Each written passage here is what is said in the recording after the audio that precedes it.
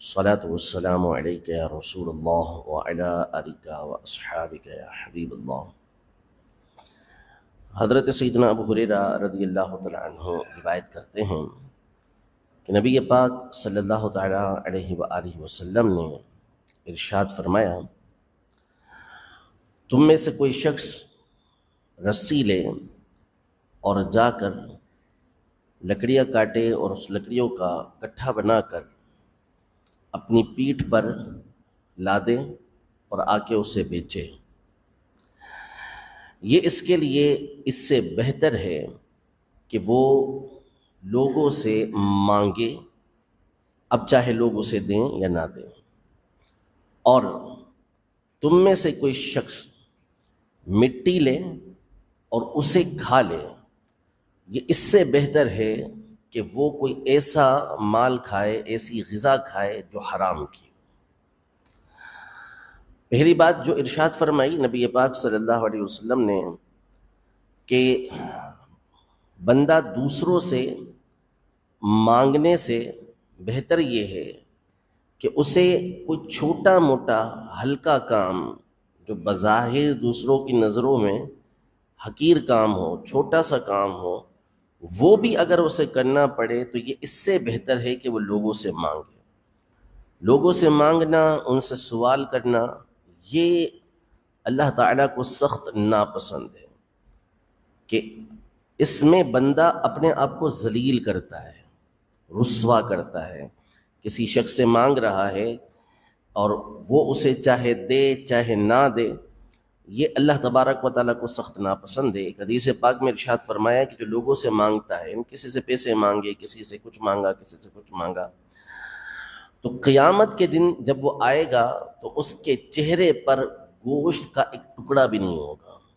یعنی انتہائی ذلیل اور رسوا ہو کر وہ آئے گا۔ اور اسے بعض روایتوں کے اندر آگ کے ٹکڑے سے، کہ یہ بندہ جو لوگوں سے اس طرح مانگ کے کھاتا ہے، اس کے بارے میں یہ بیان کیا کہ یہ ایسا ہے جیسے آگ کا ٹکڑا کھا رہا ہو۔ تو اس لیے دوسروں سے سوال کرنے کی اجازت، کسی سے مانگنے کی جو شریعت نے اجازت دی، وہ انتہائی مجبوری کی حالت میں، یعنی صرف اس شخص کو کہ جس کے پاس کھانے پینے کے لیے نہیں ہے، جس کے پاس پہننے کے لیے نہیں ہے، ایسے کو اجازت دی گئی کہ وہ کسی سے اتنا مانگ سکتا ہے کہ جس سے اپنا کھانے پینے کا وہ انتظام کر سکے۔ باقی اس کے علاوہ کسی سے سوال کرنا یہ شرعاً حرام ہے، کسی سے مانگنا یہ حرام ہے۔ اگر وہ کسی سے مانگتا ہے اور اس کو ضرورت نہیں ہے، بغیر ضرورت کے مانگ رہا ہے، تو اب اس کو جو دیں گے، اس کو دینے والا جو ہوگا، وہ دینے والا بھی گناہ گار ہے، اور یہ شخص جو لے رہا ہے اس کے حق میں یہ مال حرام ہے۔ یہ جو حرام مال لے رہا ہے، جو کسی سے مانگ کر لے رہا ہے، تو اللہ پاک ہمیں اس ذلت اور رسوائی سے محفوظ رکھے کہ ہم کسی دوسرے سے مانگیں۔ اللہ پاک اپنا اور اپنے پیاروں کا ہی ہمیشہ، نیک بندوں کا جو اس کے اولیاء ہیں، اس کے انبیاء ہیں، اللہ پاک انہی کے در کا ہمیں فقیر رکھے، اپنی بارگاہ کا محتاج رکھے۔ اور ان سے بعض ایسے افراد ہوتے ہیں، ایسی ہستیاں ہوتی ہیں کہ ان سے مانگنے میں کوئی رسوائی نہیں ہے، ذلت نہیں ہے۔ جیسے والد ہے، باپ بیٹے سے لے رہا ہے، یا آپس میں بہت زیادہ کلوز ہیں، ایک دوسرے سے لینا دینا چلتا رہتا ہے، جس میں آپ لینا یہ رسوائی نہیں ہوتا، ذلت نہیں ہوتا، وہ سوال ایک الگ چیز ہوتی ہے، وہ مانگنا ایک الگ چیز ہوتی ہے۔ لیکن جو اجنبی ہے، جس سے کوئی تعلق نہیں ہے، ایسا لینے دینے کا تعلق نہیں، اس سے سوال کرنے کی اجازت یہ نہیں ہوتی۔ دوسری بات یہ ارشاد فرمائی نبی پاک صلی اللہ علیہ وسلم نے کہ مٹی کھا لینا یہ اس سے بہتر ہے کہ بندہ ایسا مال کھائے کہ جو حرام کا ہو۔ حرام مال کے حوالے سے ایک اور حدیث مبارکہ جو سیدنا ابوبکر صدیق رضی اللہ عنہ سے مروی ہے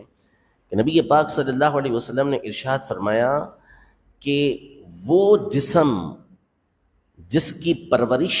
حرام مال کے ذریعے ہوئی، جنت میں داخل ہی نہیں ہوگا۔ یعنی اگر اللہ پاک نے اس پر خاص رحمت نہ فرمائی اور اس کے گناہوں کو معاف نہیں فرمایا تو پہلے وہ جہنم میں جائے گا، عذاب بھگتے گا، اور اگر ایمان سلامت ہوا تو پھر جنت کے اندر داخل ہوگا۔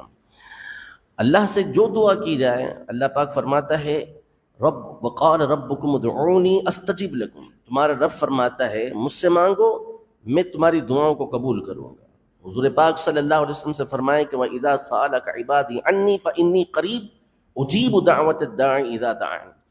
جب آپ سے میرے بندے میرے بارے میں پوچھیں تو کہو میں قریب ہوں، یعنی میرا علم ان کے ساتھ ہے، میری قدرت ان کے ساتھ ہے،